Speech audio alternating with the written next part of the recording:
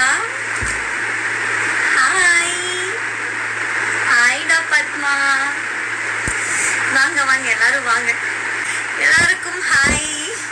Hi அருணிமாக்கா. Hi.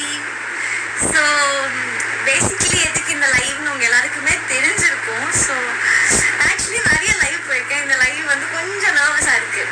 ஏன் சொல்லுங்கள்? ஏன்னா இன்னைக்கு வந்து என்னோட இன்ஸ்டாகிராம் வந்து 2 மில்லியன் ஹிட் ஆயிருக்கு. I'm so happy, I'm so grateful.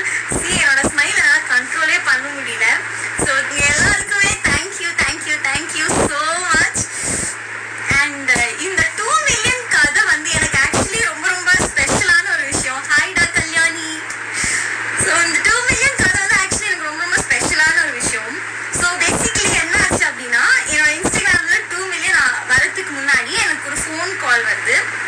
So அந்த ஃபோன் கால் வந்து நான் பேசுகிறேன். அந்த ஃபோன் காலை நான் வந்து பயங்கர அப்செட் ஆகிடுறேன். நான் லிட்ரலி அழுதேன் அந்த ஃபோன் காலில். ஸோ என்னோட மூட் செம்ம ஸ்பாயிலாக இருந்துச்சு. ஸோ என்ன இது இப்படி ஆயிடுச்சு. அது ஆக்சுவலி வந்து அந்த விஷயம் பற்றி மேபி உங்களுக்கு ஃப்யூச்சரில் தெரிய வரலாம். இப்போ நான் அதை பற்றி எதுவுமே சொல்லலை.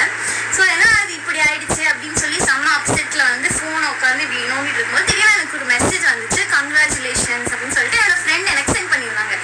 என்ன இது அப்படியா அப்படின்னு சொல்லி நான் இன்ஸ்டாகிராம் ஓப்பன் பண்ணி பார்க்கும்போது ஆக்சுவலி 2 மில்லியன் இருந்துச்சு. ஸோ நான் ஒரு பேட் ஃபேஸில் இருந்தேன். ஸோ அதுலேருந்து என்னை மீட் எடுத்தது நீங்கள் தான். So thank you thank you so much. And இந்த டைமில் வந்து நான் வந்து என்னோட என்ன சொல்கிறது, ஜென்யூனான ஒரு ஃபாலோவர்ஸ் இருப்பாங்கல்ல, எனக்கு எப்பயுமே என்ன நடந்தாலும் சப்போர்ட் பண்ணிட்டு அதில் வந்து கொஞ்சம் பேர் இருக்காங்க.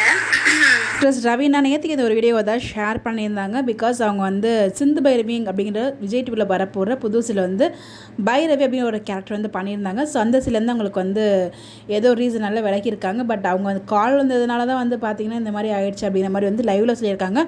பட் இன்றைக்கி கொடுத்து அப்படி வந்து பார்த்தீங்கன்னா ஸோ ஏதோ ரீசனில் தான் நான் வந்து ரிமூவ் ஆகியிருக்கேன். ஸோ கண்டிப்பாக குடிச்சிக்க வேறு ஒரு ப்ராஜெக்ட்டில் கம்பேக் கொடுப்போம் அப்படிங்கிற மாதிரி நீங்கள் கொடுத்த சப்போர்ட் எல்லாத்துக்குமே ரொம்பவே தேங்க்ஸ் அப்படிங்கிற மாதிரி அவங்க வந்து ஷேர் பண்ணியிருக்காங்க. பட் அந்த ஒரு பேட் ஃபேஸில் இருந்துட்டு அந்த 2 மில்லியன் பார்த்துமே அவ்வளோ ஒரு ஹாப்பியான ஃபேஸ் பண்ணியிருக்காங்க. என்னை மாற்றதுக்கு ரொம்பவே தேங்க்ஸ் அப்படிங்கிற மாதிரி அவங்க வந்து ஷேர் பண்ணியிருக்காங்க. பட் கூட சீக்கிரமே ஒரு நல்ல ப்ராஜெக்ட்டில் வருவாங்க. ஏன்னா ஆஃப்டர் மௌனராகம் பிக் பாஸ்க்கு அப்புறம் வந்து பார்த்தீங்கன்னா ஒரு நல்ல ப்ராஜெக்ட்டில் கமிட் ஆயிருக்காங்க. பட் எனிவேஸ் ஏதோ ஒரு ரீசனால் வந்து அவங்களுக்கு இந்த ஒரு ப்ராஜெக்ட் வந்து இல்லாமல் போச்சு. பட் கூட சீக்கிரம் வேறு ஒரு ப்ராஜெக்ட்டில் கம்பேக் கொடுப்பாங்க. அவங்களுக்கு 2 மில்லியன்ஸ் வந்து ரீச் ஆயிருக்காங்க. ஸோ அதுக்கு நம்மளோட சார்பாக உங்களுக்கு மிகப்பெரிய வாழ்த்துக்கள் சொல்லலாம். ஸோ உங்களுக்கு எல்லாம் விஷ் பண்ணிக்கலாம். மறக்காமல் கமெண்ட்டில் விஷ் பண்ணுங்கள். கண்டிப்பாக உங்களோட ஃபேன்ஸ் வருத்தத்தில் இருப்பீங்க. கவலைப்படாதீங்க, வேறு ஒரு ப்ராஜெக்ட்டில் அவங்க வருவாங்க. Bye by.